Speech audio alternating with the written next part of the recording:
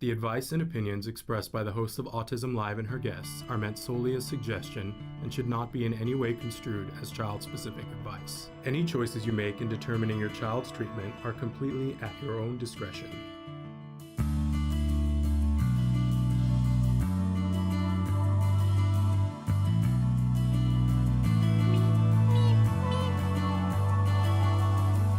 Oh, my friends, good morning and welcome to Autism Live on the Autism Network. I just love that music that we're listening to that was created for us, and that opener that was created top to bottom for us by individuals who identify as being actually autistic, which we absolutely love.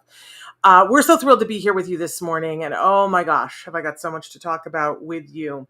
And thrilled to be here with you. We're live right now. It's Wednesday. It's the 23rd day of February, 2022. So we're one day past the 2/2/22, the 2/22/22. There we go. It was Tuesday yesterday. So I hope you all played your lottery tickets with the twos. Nobody won if you did that because everybody was doing that, right? But well, maybe you won $5. I don't know. Anyway, I'm Shannon Penrod and excited to be here. I've got a lot that I want to say today, but I really want to hear from you. You know, I'm working on listening as much as I talk, which, let's face it, that's a challenge for me, but I'm working on it. I'm saying good morning to Brody. Thank you for joining us. If you want to be writing in live to us right now, because we love to talk to you live, there are lots of different places that we're live right now. We're live right now on Facebook, on YouTube, on Twitter, and about a dozen other sites. We'll podcast this later on.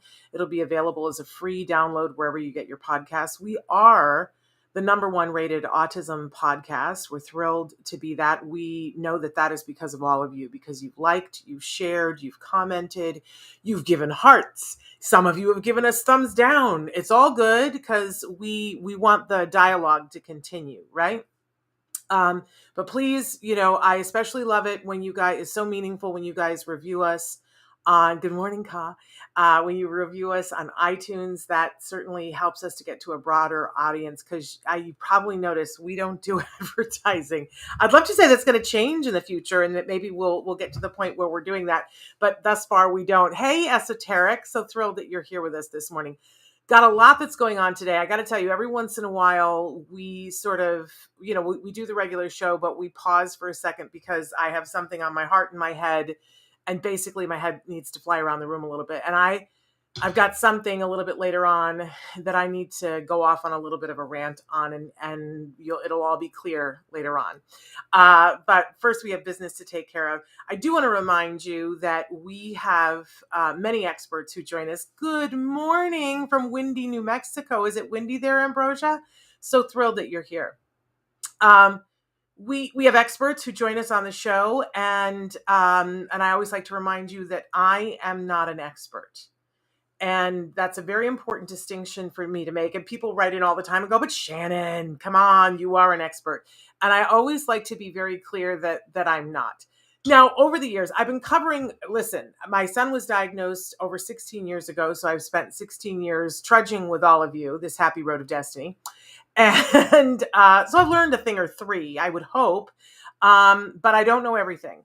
And I haven't learned everything, and I haven't even interviewed everyone. I'm trying very hard to interview everyone. And I try to ask as many experts, as many questions as I possibly can. I've been doing that for well over a decade now. And so I do like to say that I have an informed opinion. I'm growing to see, though, that there are some things that maybe I have a window of expertise that other people isn't wide. You know what I'm saying? Other people have that expertise, but there's just not a lot of us. And I want to say that, you know what it's like when you have two friends that you love dearly and they're having an argument, and you sit back and you go, I'm not going to involve myself in that because that's not my place. It's not where I'm going to go. They need to work it out amongst themselves, right? Because that's a sane place to be. But it gets to a point where it really bugs the you-know-what out of you, because you go, I can see both sides of this. And the scary thing is that they're both saying the same thing. It's just that they're not communicating well with each other, but they're both saying the same thing. And it starts to drive you know what crazy. Today I've reached critical mass, and sometimes when that happens with friends, eventually you sit down and you go, "Hey, here's the deal," and you just come clean with both sides and go, "Why are you like? You need to talk to each other because you're on the same page." So today I'm gonna do that talk. I'm gonna go off and say to the friends that I love, look, you're on the same page. That's going to be a little bit later on. But Amelia, we're going to talk about non-functional routines first. And good morning, Nikki. And I'm so glad that you appreciate my perspective because you're going to get a healthy dose of it. But I want to hear from you guys too. I want you guys to be a part of the conversation. I want you to write in. I want you to jump in with your opinions. Even if you're watching this later on in podcast, I'm sure some of the things I'm going to say are going to start a firestorm. And I'm ready for it. Today I'm ready for it. Let's have discussion, because I think with discussion comes growth. I learn and I want to learn. I'm curious and I want to know things I don't know. Because guess what? Nobody can be responsible for everything. I have a dear friend. Are you guys playing Wordle? We're all addicted to Wordle here at my house. And I have a friend who had a really hard time the other day getting a word and then said, man, I feel kind of stupid because I didn't know this word. And I said, oh, well, you can't know all the words, right? And she was like, yeah, but I feel kind of stupid. And I said, there is no person on this planet that knows absolutely every single word and its meaning. So are we all stupid? And she was like, I guess I never really thought about that before. We can't know everything. And so if we come from a place of that, then there's room for all of us to grow. I can't possibly know everything. So I want to know your opinions. And I've learned from you guys. And I have changed my mind about things in the time that we've been doing this show for over a decade. You guys have written in and said things, and I've said, I never thought about it that way before. I'm going to change my mind. And isn't that what growth is all about? So please feel free to change my mind. I am open to it. And I hope that you're open to having your mind changed too, because again, it's growth. All right. So anyway, but I'm not an expert in most things, but there's a couple of things where I've gained some experiential knowledge. We're going to say that. Can we say that? Okay. So please write in, please stick with us, because we're going to take care of some business first, because we do like to start the show with something we fondly refer to as the jargon of the day. This is when we take on one word, one phrase, one acronym. We try to figure out what in the hey nani are the experts talking about. Hey, Jacob, it's going well. How about you? We want to know, what are the experts talking about? Why do we care about these terms? I don't even think I need this today, Traven. I'm not even sure. But I don't know about you. I want to be effective. I want to be an effective ally, because my son was diagnosed with autism, and there was a time when he did not have a voice. And so I needed to help him, partially by being his voice until he had a voice, but also to protect him and to help him to get access to services and to help him to grow, right? But then as my son progressed and was able to tell us what his opinions were, which was the very thing we were working for, by the way, that was the promised land that we were trying to get to, for him to be able to tell us and communicate with the world what he wanted. So when he could, I had to step back and take a different role and say, I am now an ally. I am here to support, and I am here to listen. And when need be, I'm, here to jump in. But part of being an ally is, if you don't understand what the people are talking about, you can't be as effective, right? So we try to take these terms one at a time. First, we give you the actual definition. Sometimes I make fun of them. Just gonna, because sometimes that's all that's available. Is that, can we please just make fun of this definition? Because otherwise there's no accessing it. But we always give you a working definition. We always try to get you to a point where you have a beginning understanding of what the thing is and why it might be important for you to learn more about it. That's really the thing. Be gentle with yourself. If you don't get it the first time, it is not because you are not smart. You're smart. These are hard concepts. And sometimes we need to learn it in a lot of different ways. We need to hear about it, so we're on the lookout for it, but then we need to see it. And then we need to see it again, so we can compare and contrast, right? It's okay. But you'll get there eventually. So let's take a look at what today's jargon term is, because it's my understanding we've never done it before. We certainly have talked about, although I got to say, I don't really use this term a lot, but people do. And let's talk about why they do and why I don't. So non-functional routines. Doesn't it sound like an exercise class? Uh, that's what it sounds like to me. Non-functional routines. Let's take a look at our actual definition and see what it says. Specified, sequential, and repeated actions or behaviors that a person engages in that outwardly appear to be senseless. Notice that it says outwardly appear. That doesn't mean that it is senseless, but this is what often the judgment is on non-functional routines, right? So I don't think there's anything to be made fun of here. I think what we need to be mindful of is that outwardly appear, which is not what things look like, is often not what they are. But think about that: specified, sequential, and repeated actions or behaviors. We talked about this pretty much the other day, right? It's that repetitive and restrictive, but this is just another name for it, non-functional routines. But let's go ahead and move on to our working definition to see where I think we need to be. This is my opinion. Behaviors such as lining up toys, splashing water, playing with string, not stepping on certain colors, etc. Like the list is endless, right? These behaviors may not appear to have a purpose to a casual observer, but may in fact have deep significance for the individual engaged in the behavior. We see these kinds of behaviors frequently with an autism spectrum diagnosis, that someone will have a repetitive routine that they will do. We talked about this the other day, that maybe they line up the cars. And an outside observer looks at that and goes, well, that's not functional. That's not doing anything for them. They should be playing with the cars. And it becomes all very black and white. And I just want to say there's very little in life that's black and white, but let's put a black and white out there that makes sense. And we're going to talk more about this in a second. Behaviors don't happen for no reason. No behaviors happen for no reason. And especially if a behavior is I'm taking it out. We don't need this.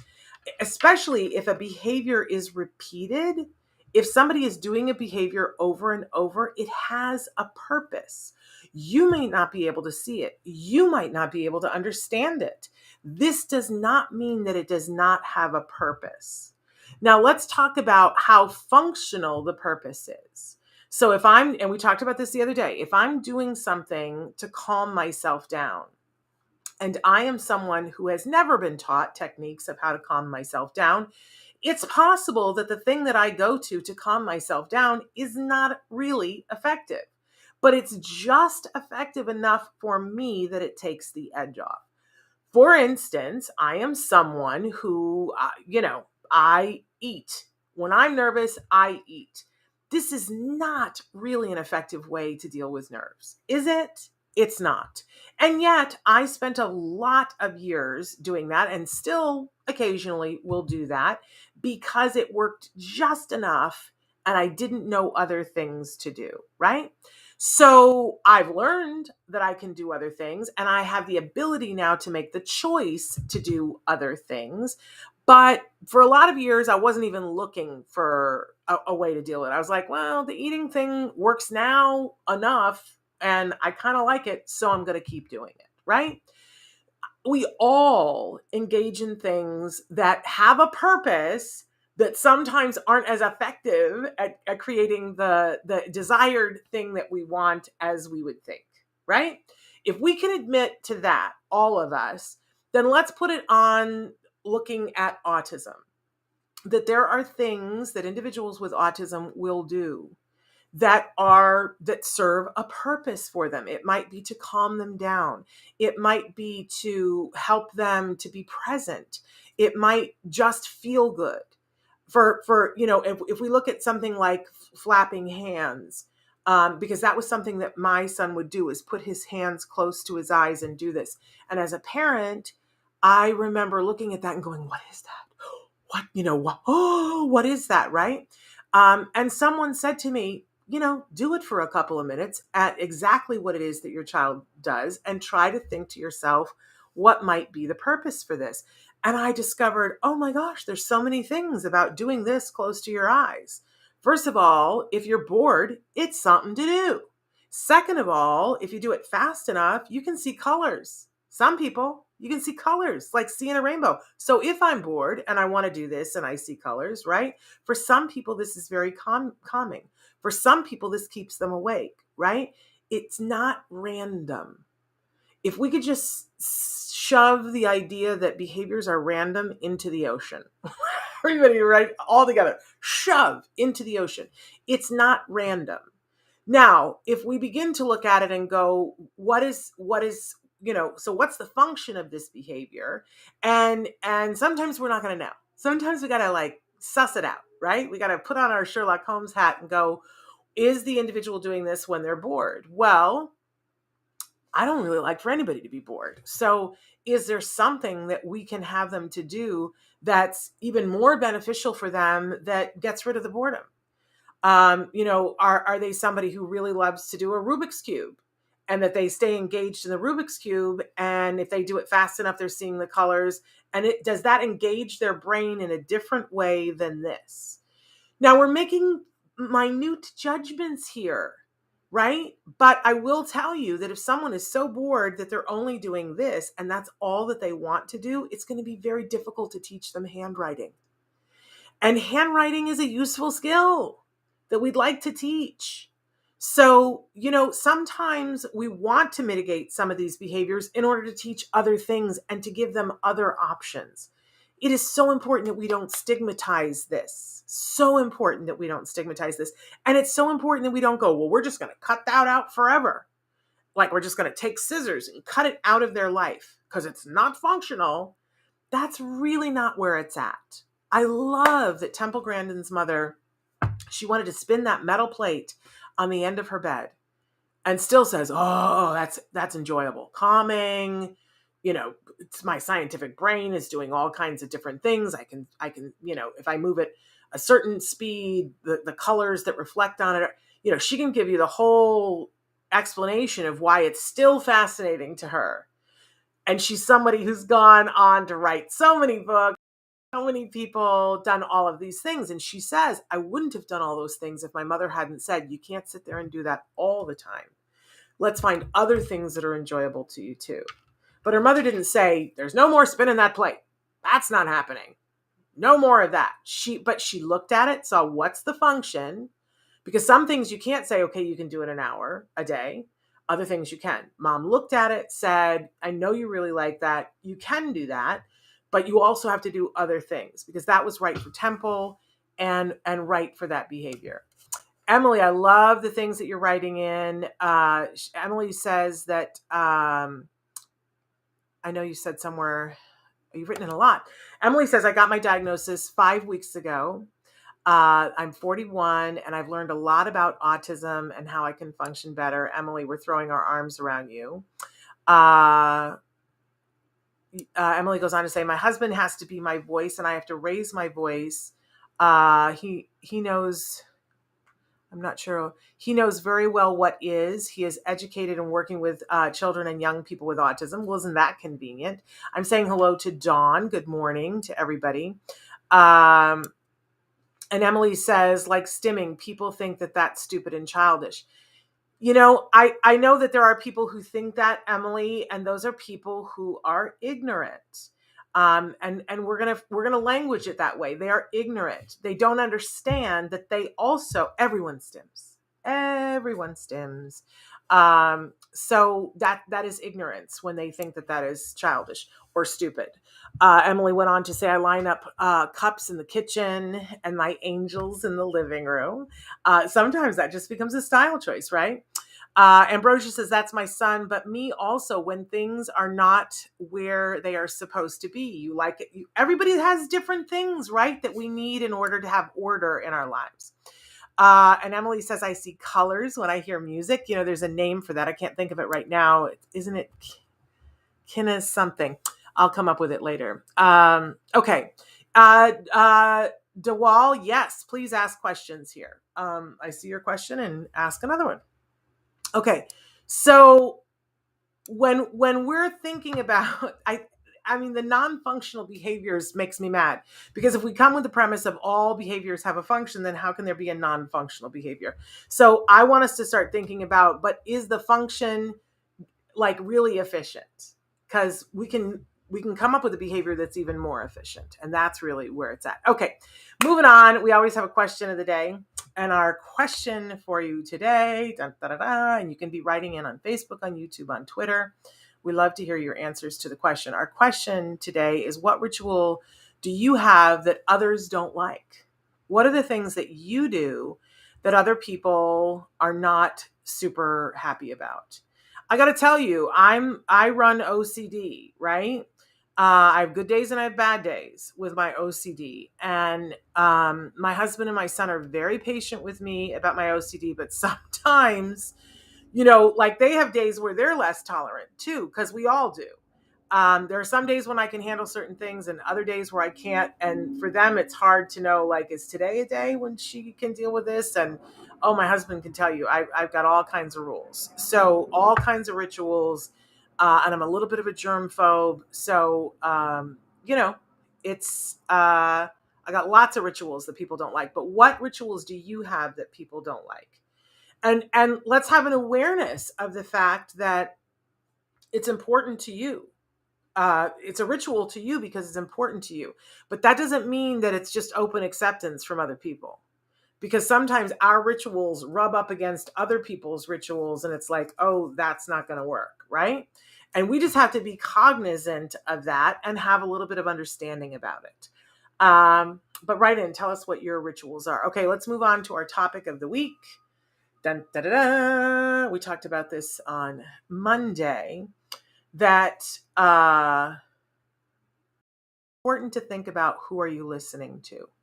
Who are the influences in your life? Who is writing part of your story for you?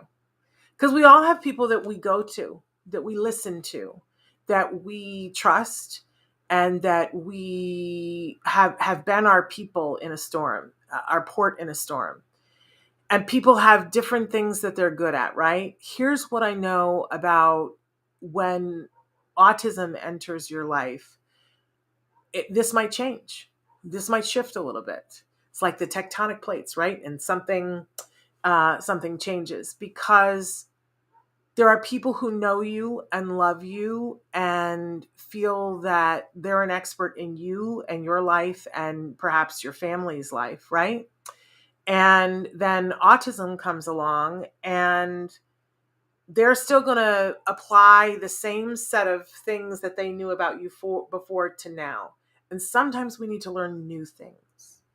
And it's very hard for people who feel they have ownership of you, that you're someone that they love dearly, and now there's something new that they don't completely, they're not up to speed on. And I'm going to tell you, it's going to go like this, because they're still going to give you advice. And I love, somewhere there is a meme, those e-cards that say, if you don't understand the following terms: IEP, BIP, SLP, ESY, BCBA, ABA, DOA, DAR. If you don't understand all of these terms, then please keep your opinions about my child with autism or myself with autism to yourself. Because if you don't know all of those things, your opinion isn't entirely valid. And that is whole. Your mother-in-law is not going to understand that. Your mother-in-law is not going to be someone who is like, oh, I'm going to cease to have an opinion about my grandchild just because you got a diagnosis with autism. But you do have to be careful. Who are you listening to? Because sometimes people, well-meaning people, will give you advice that is not helpful or useful to you in your journey. So we're just going to enter that into conversation here. Who are you listening to? Is it somebody that you should be listening to? Emily, you're listening to your husband. I love that. And thank you for sending me a hug for the OCD. Unfortunately, because it's COVID right now, I can't take the hug. You know what I mean? My OCD would not allow that, but I'll virtually take it. How's that? Uh, uh, yes, Ambrosia. Ambrosia says, I love that. I need to start learning to tell people, no, you don't get it. And I have to tell you, one of the biggest phrases that I learned early on is other people's opinions of my parenting is none of my business. Whoo! What? Other people's opinions of my parenting is none of my business. That is a hard one for me. I gotta own it on a regular basis, but that is the truth. Later we're going to talk about, I have a book coming out. That's a big part of the book. There's 2 chapters in the book with the same title. Other people's opinion of my parenting is none of my business. But it's some of the best advice I can give you. Ka says, yes, I have the people I had in my life pre-diagnosis of my son. And then I have my new friends that have children on the spectrum that I feel safe with to discuss my son. Yes. Yes, but it's hard because you're not always sure who to listen to and what to listen to. So we always have to be weighing. And you check in with yourself, with your gut, and you check in with your head and say, how does this make me feel? Is this person helping me? Like, can I get through my day when I hear this, or is this slowing me down? Because when stuff's slowing you down, you got to put those rocks down and go, I'll come back for you maybe later, maybe, and let it go.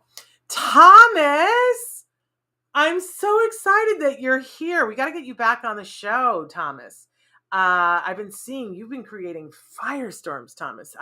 If you guys have not checked out, make sure that you're following Thomas McKean. Thomas, I'm excited for you to be here for this next little foray that we're going to go in, because sometimes you come out strong and you say things, and I've been sitting on the fence about a couple of things, but I'm coming out strong today. I just, after a whole bunch of things that one person in particular wrote to me over the last couple of days, I was like, I just got to go here. So I'm going to go there. My next little talk that I'm going to be doing, and I even made a little bit of a PowerPoint presentation so that you wouldn't have to just look at my ugly mug the whole time. I now would like to talk about ABA, the good, the bad, and the ugly. This is what I would like to talk about. And I'm being a little cutesy here, but I'm dead serious about this, because I've sat on the fence for a while and watched as I see the ABA world trying to talk about this, and I see self-advocates talking about this. And this is what I was saying earlier: when you have 2 friends that you love dearly arguing about something, and you're looking at it from someplace in the middle and going, but you're both saying, why don't you realize you're both saying the same thing? So I'm going to foray in right now. And Thomas, it's such a bummer you can't stay, but maybe you can watch it later on. You got cookies with a pretty lady. Well, Thomas, go do that. Do check it out tonight. Nicole, yes, this is an ugly mug. I am one says, my family hates me because of autism. They think it's a mental illness and gaslight me and mock me to death and expose me and exploit me. And I am one. I want to welcome you to your new family, your family of choice. You have your biological family, and then you have your family of choice. And you have a community here who loves you exactly the way you are. Okay?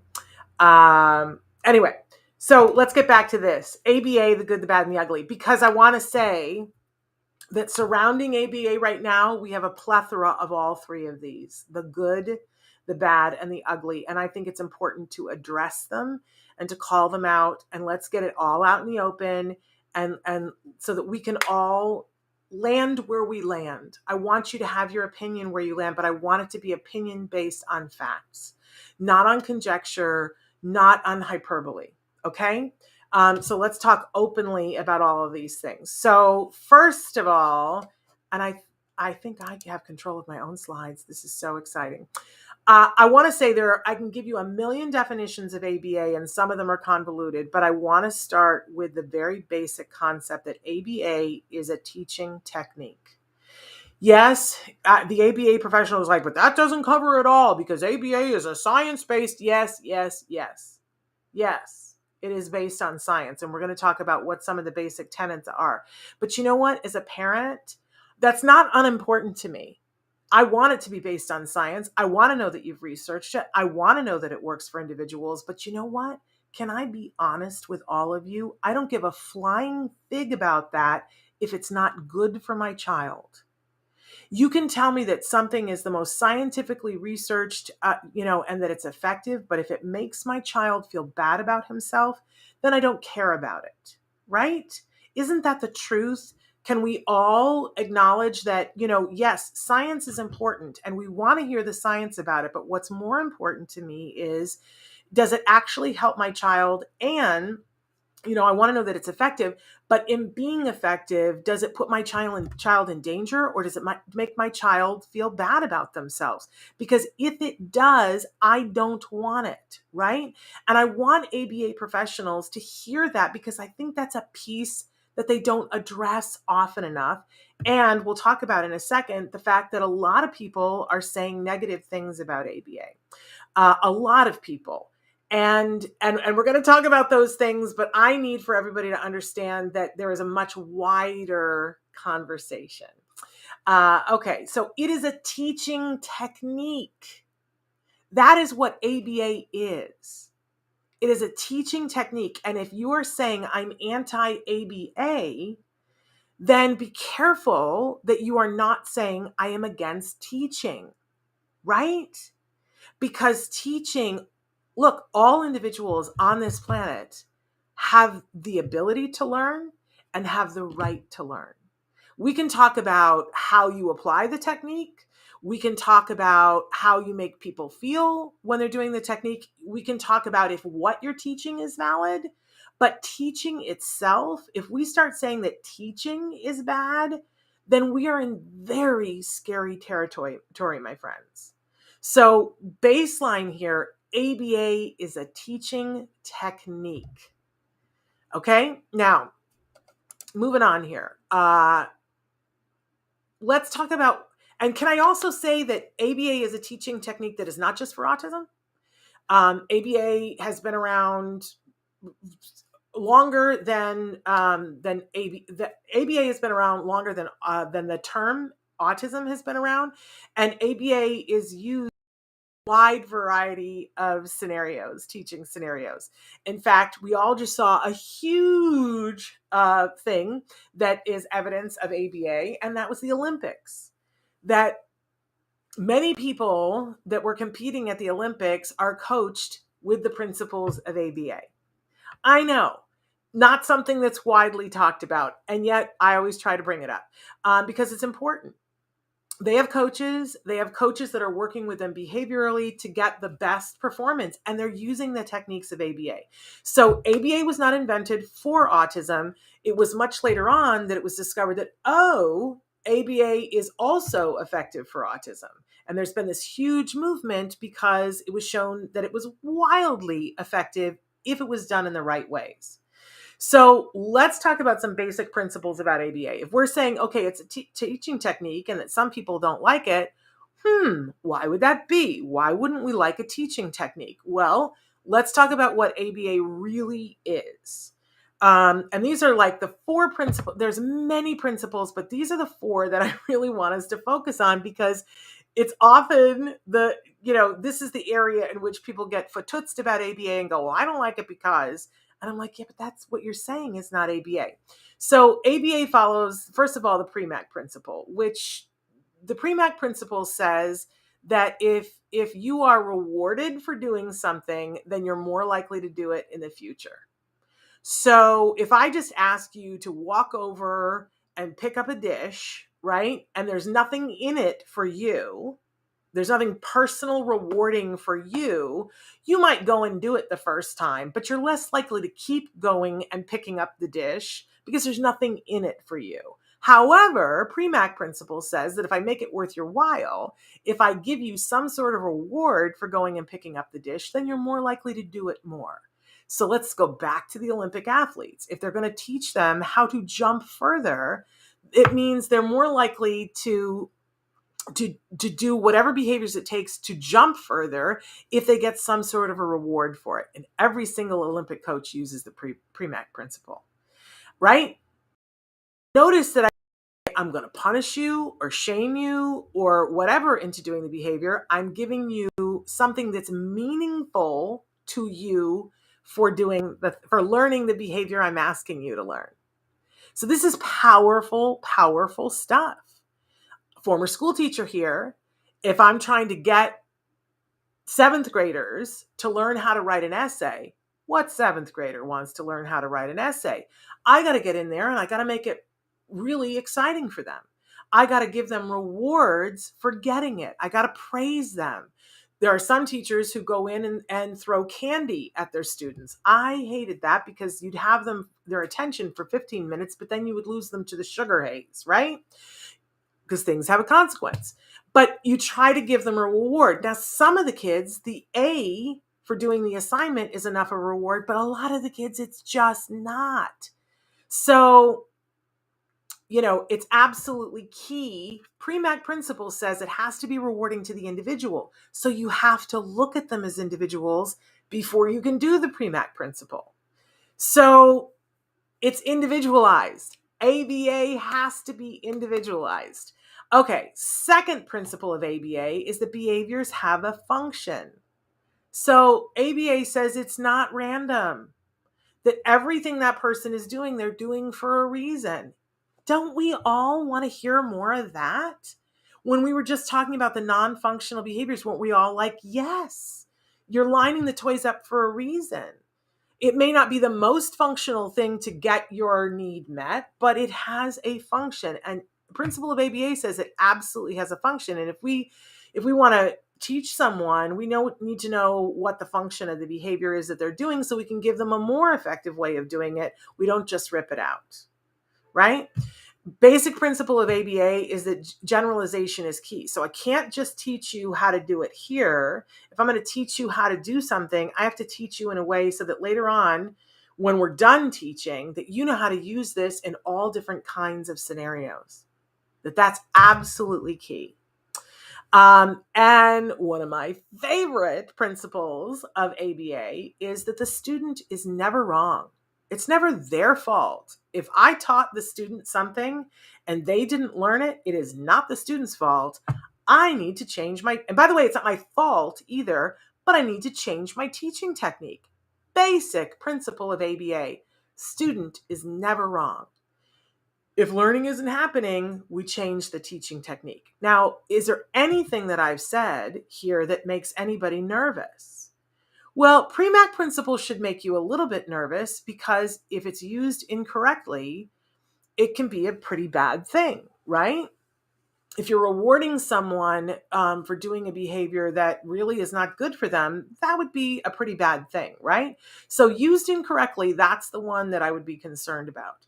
But used correctly, great teaching technique. And we all use it all the time because it's really, really effective.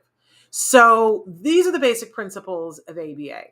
Now, let's take a second here and talk about ABA for autism and how that came to be.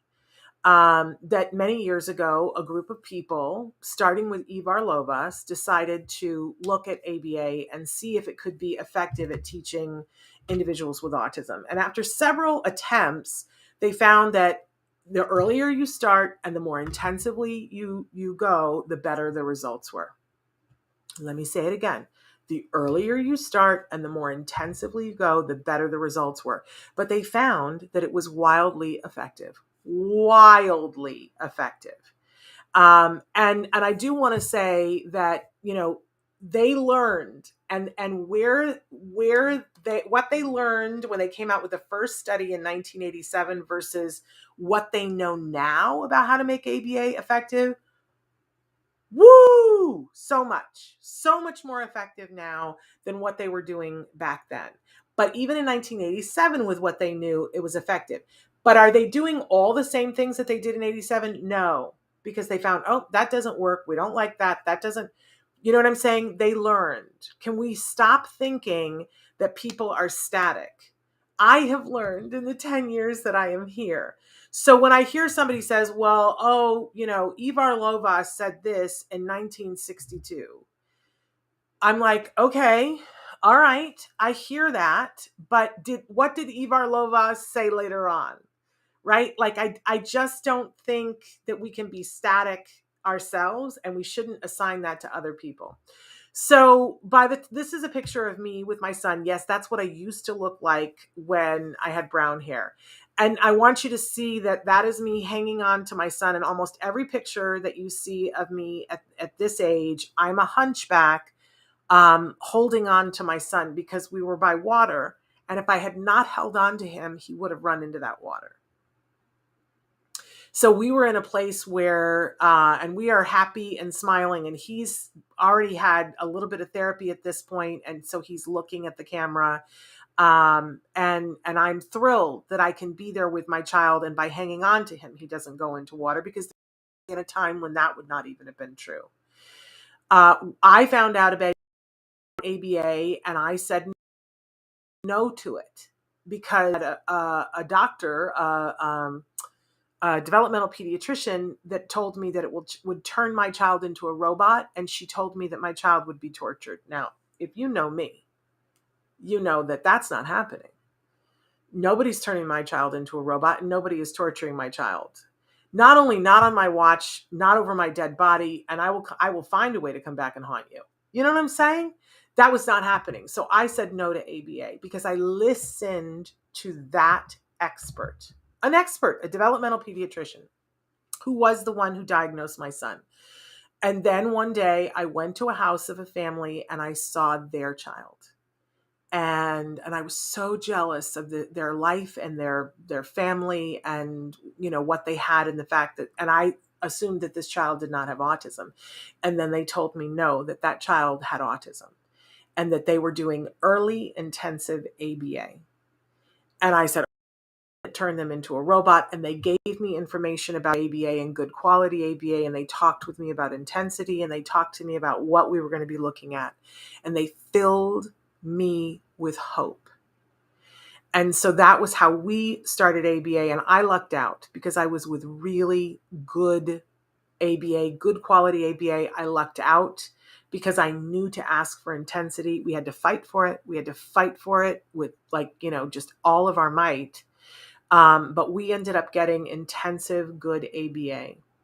And like a lot of people, we found that was great for us. And the more I learned, the more we were able to do it, not just 40 hours a week, but around the clock.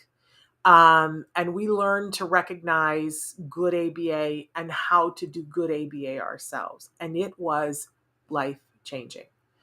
And there are many studies, and this is what we followed. We followed the science, but I also followed the other families and what was happening in my living room. So I offer up to you, this is the good, right? I said, I promised that we were going to talk about the good, the bad, and the ugly. That when there is intensity, when there is good quality ABA, good things happen. I love that Dr. Doreen Grampuchet always says, if you do enough of the right things often enough, good things will always happen. And I certainly followed that with our son. We had hard days, and we all worked really hard. My son worked the hardest, but his team also worked hard. And my son went from being someone who was considered nonverbal to someone who graduated with honors from high school last year, and is now a college student with absolutely no supports, going to college. And he is going to the college that he chose. He got into 6 different colleges.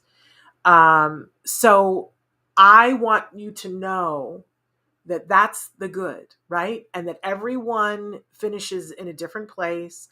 But I also want you to know that my son has good self-esteem, that he does not feel like there is anything that is wrong with him. He does not feel like he had to change to be something for somebody else. And I would never have allowed that. I would never have allowed that. So this is the good. And this is the good that can come. And by the way, we have lots of friends that did ABA in different ways or didn't choose to do ABA. I'm not saying that I used to say everybody should give ABA a chance. I'm done saying that, because if you really don't want it, then you shouldn't. But I'm anyone can with good ABA, absolutely anyone. You're going to learn at a different rate. You're going to learn different things because we're all individuals. And we already talked about the pre-MAC principle starts with you got to look at the person as an individual, right? And everybody learns at a different rate. But everybody that I know that did good quality intensive ABA had big results. Everybody's results were different. Don't hear me wrong. Everybody's results were different. There were some kiddos that we know that they finished their program years before my son did, that they didn't have to spend as much time, and they're off at college this year too. There are kiddos that we know that got started later and had more to catch up and had to do years beyond.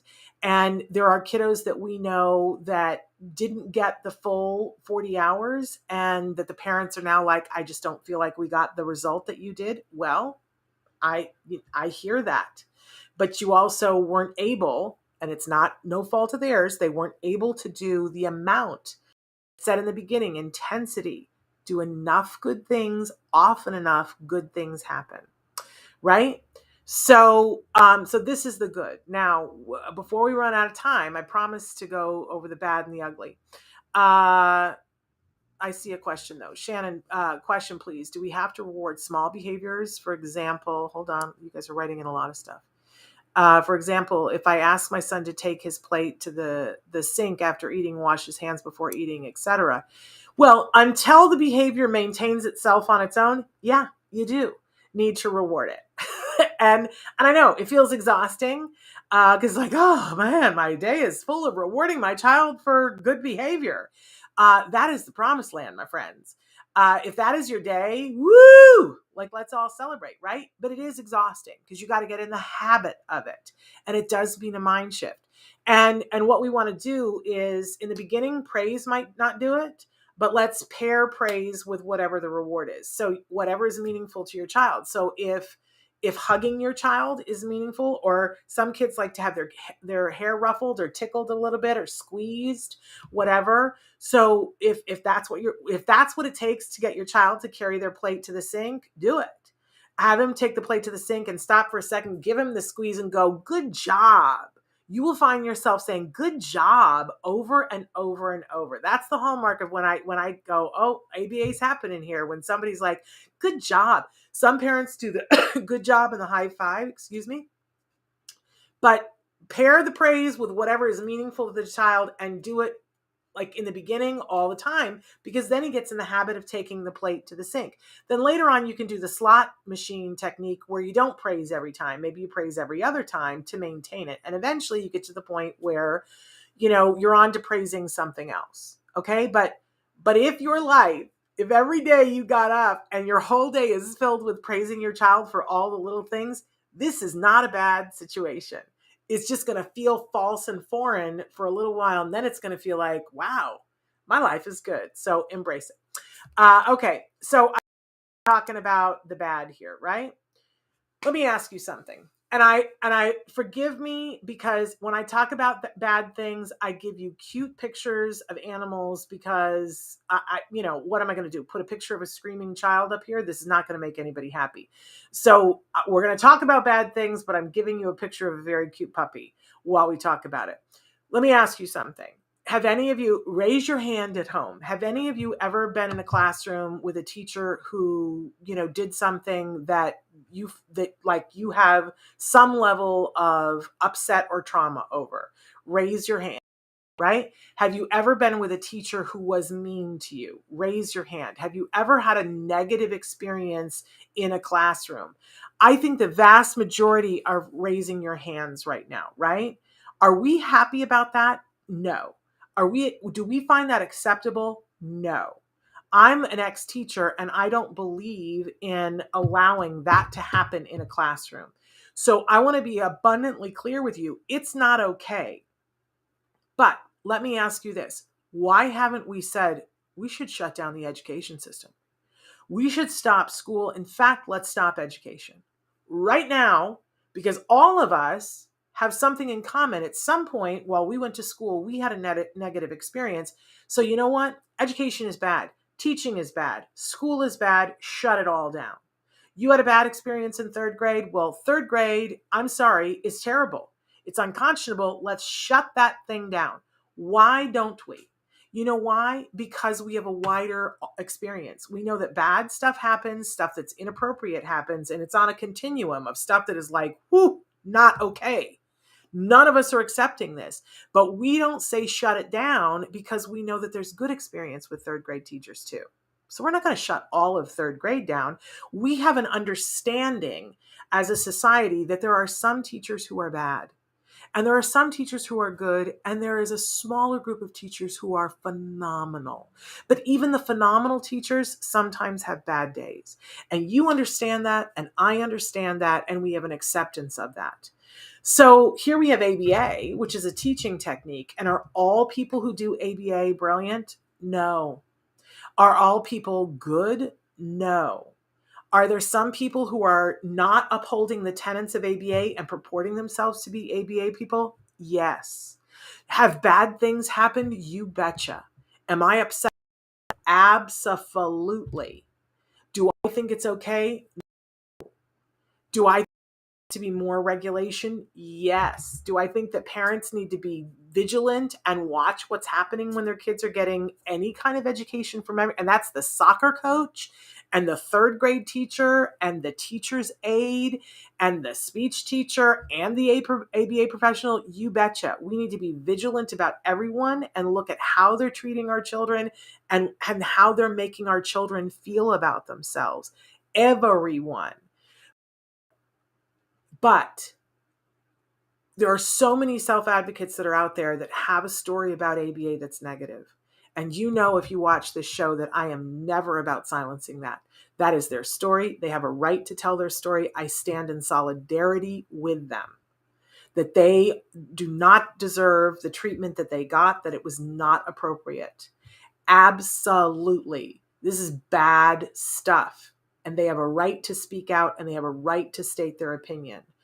My problem is that then we somehow migrate over to the ugly that we're going to talk about in a second, where people start to say, well, then all ABA is bad. And this is problematic for me because I feel like that comes from a place of not having that global understanding that we all have, that, well, okay, you had a third grade teacher who was horrible, like had to go to jail horrible, right? But we didn't say, let's stop third grade, because we understood that not all third grade teachers are like that. And here's the thing, there aren't enough people who understand that all ABA is not like that. This is where my expertise is. I happen to know because it was in my home for 5 years. And I saw people who were phenomenal. And I saw people who were good. And I fired a few people who were bad. I'm not disavowing the bad. I'm saying it's there, just like I'm saying it's there with the third grade teachers. But it's not everyone. And we cannot throw out good teaching because there are some bad people doing it. And we also cannot try to act like the bad isn't there. And we cannot turn away from people who have had a bad experience and tell them, you are not entitled to tell your story. We have to allow them to tell their story. We have to. But we must not then paint the entire thing with the same paintbrush, because then we get into the ugly. And we have another cute picture for you. Isn't that koala cute? He's not ugly. But we got to talk about what's really ugly here, because remember I said at the start of the show, who are you listening to? We have some amazing people who, as I said, self-advocates who are telling a story of something that happened to them with ABA, and we cannot turn away. We cannot disavow that. But we have other entities that then take that and amplify that. And they say to parents, oh, well, you need to know, And I want to ask you, here we get into the ugly. What's the motive for that? What is the motive for that? Can I tell you, and this is where it gets really emotional for me, and I'm going to go on a little bit of a rant. When my son started ABA, we didn't have insurance funding for ABA. You had to fight tooth and nail, and you had to live in a state that got it. And even then you had to fight tooth and nail to get ABA. And if you were lucky, there were not shows telling you, oh, you should be doing 40 hours of ABA. Like it was an underground thing that parents were whispering it to each other and going, oh, not many people know. And yet there were more kids who were making more progress back then than there are now. What's wrong with that picture? What happened? I'll tell you what happened. Money got involved. That's what happened. And now insurance companies, it got to the tipping point, you guys, where so many kids made so much progress that insurance could no longer say, we're not paying for ABA. Why? Because before, when there weren't as many kids, that they could say, look at how much progress they made with ABA. Insurance kept on saying, well, we don't have to fund things that are considered experimental. There's not enough evidence to show that it widespread would do good. So we don't have to do this. But then all of a sudden there was enough evidence and people started taking insurance companies to court and they started winning cases for millions of dollars and billions of dollars. And all of a sudden, then insurance companies one by one and states one by one mandated, and now money was involved. And listen, ABA is expensive. I said it has to be done intensively and early to have the best result, and intensively is expensive. And parents couldn't afford it, and even states could not afford it. Insurance companies can afford it, but they don't want to. If you don't think it cuts into their profit margin, think again. And so insurance companies started cutting, but they did not make it easy. And they also started a little campaign on the side where suddenly, people who were on the spectrum who had these negative stories about ABA suddenly had forums in which to talk more freely about it and post more freely that, other people had created. So I ask you, who are you listening to? And why are they sending you the messages that they're sending you? When I hear somebody says, I have a child who's 3 years old and was diagnosed with autism, and my insurance company gave me 40 hours, but we ended up doing 20. And I ask why, and I hear all kinds of stories about how, well, there weren't more hours available. That certainly is a story. But then what happens is that you get a year down the road, and by that point, the parent realizes, oh, my child needed 40, and the insurance company says, oh, but you didn't use it. It makes me have chest pains, y'all. This is a conversation that, we can have in depth, but I am saying to all of you that even at this point, a lot of ABA providers have, I'm going to say this and people are going to lose their minds. I feel like they've given up on the notion of following the actual science, because the actual science said intensive and early is what works. Insurance has made it so problematic for ABA companies to be able to provide the intensive and early that some ABA providers have given up. They're not even going to tell you about 40 hours because they don't believe that they can provide it for you, and they don't believe that you're going to be willing to do it. And no one is out there screaming loudly and saying to parents, here's what you're giving up when you give this up. It makes me so mad that I'm having blood pressure problems because this is the ugly. This is the ugly that people are taking advantage of self-advocates and their stories, and they are taking advantage of parents, and our children are being denied what rightfully they should be getting. That is the ugly. And I hope that as you move into the world and talk about ABA, that there are some things that you will consider. I know I'm almost out of time. We're going to go a little bit late, Draven. I want you to be mindful that there is good ABA and there is bad ABA.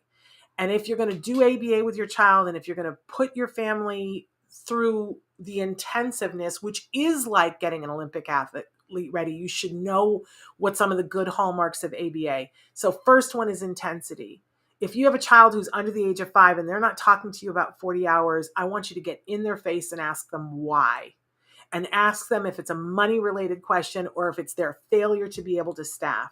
And we need to hold ABA companies accountable.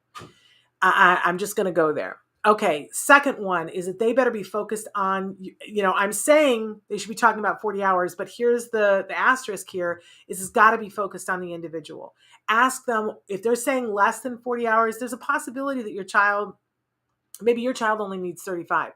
We know what the guidelines are, but they need to be talking about the individual. But when they start talking about 20 hours for anybody who's under the age of 5, I reject it because it's not intensive. But it has to be individualized. They have to individualize the lessons. And if it feels like a cookie cutter, run. Because this is not a puppy mill. This is a very precise science that's about the individual, right?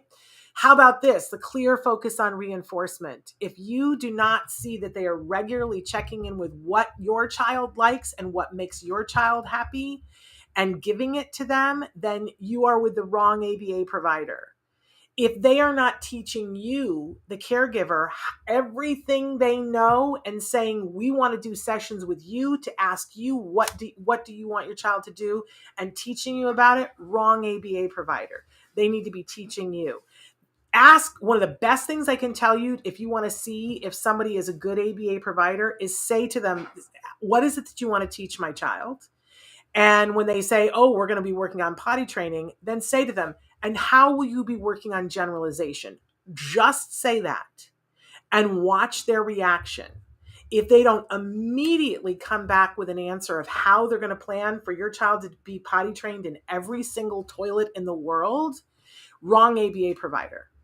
Wrong ABA provider, because too often we see ABA providers who teach the child how to do something at the center or home and they can't do it at school, or they could do it at school and they can't do it someplace else.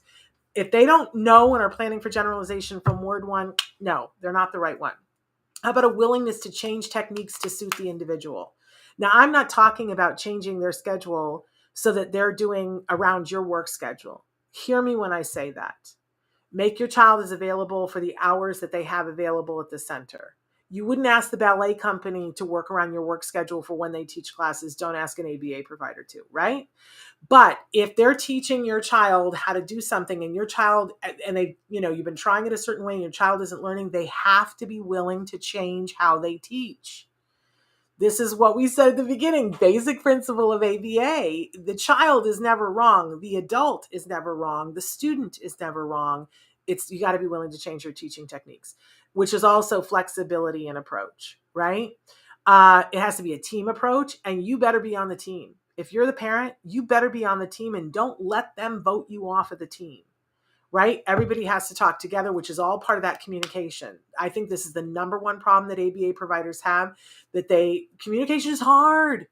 It's just hard. It's hard. But keep saying to them, communicate with me. And then you got to communicate back with them, right? And if they don't put the dignity of your child somewhere at the top of the list of everything, then don't. If they're saying, well, this is the way we're totally taking away the child's dignity, but that's the way they're going to learn, BS. That is not a part of ABA. That is not even basic ABA. That's not a part of it. It's certainly not a part of quality ABA. So these are some guidelines. And I charge all of you to go out there and share any part of this presentation with your ABA provider.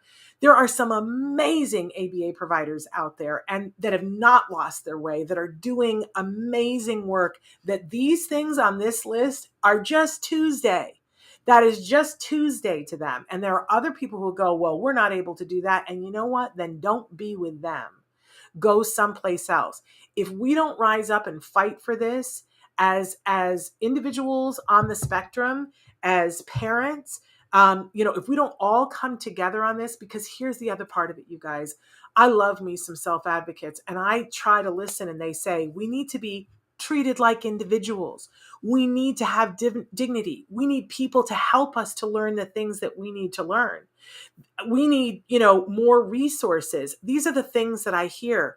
And I have my ABA friends over here who are like, we're treating people like individuals. We want to help teach them and give them resources. We want to make sure that they have dignity and the ability to say no. They're all saying the same thing. My friends, we need to come together on this. And in the middle are the parents. And if we don't start telling other parents, do this and hold ABA providers accountable and hold that insurance company accountable and hold our politicians accountable, then we're going to lose everything. The next generation of kids, they're already saying, oh, ABA isn't effective. We don't have the number of kids doing as well anymore. I wonder why. Because none of the kids are getting that intensity and this list right here. Of course, we're not seeing the same results. They're slowly working themselves into saying not every child should get ABA.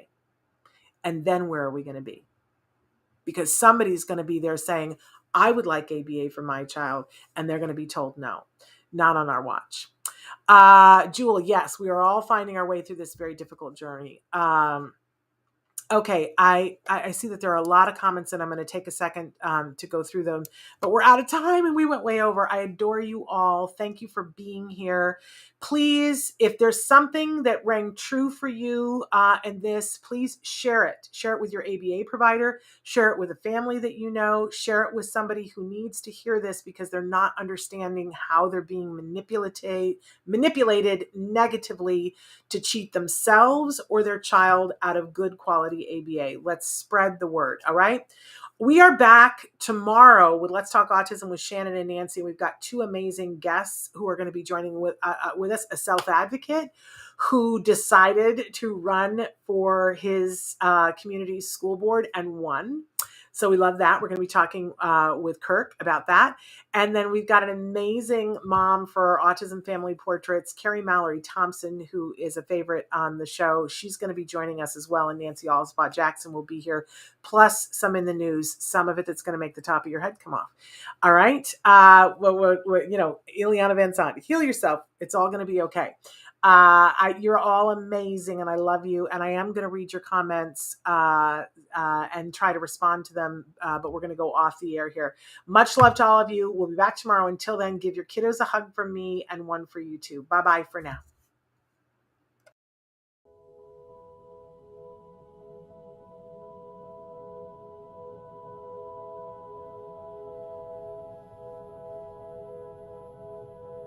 If you found anything helpful in this video, please give us a like. In fact, make sure that you smash that subscribe button on YouTube and give us a like on Facebook. You can also follow us on Twitter and on Instagram for important updates.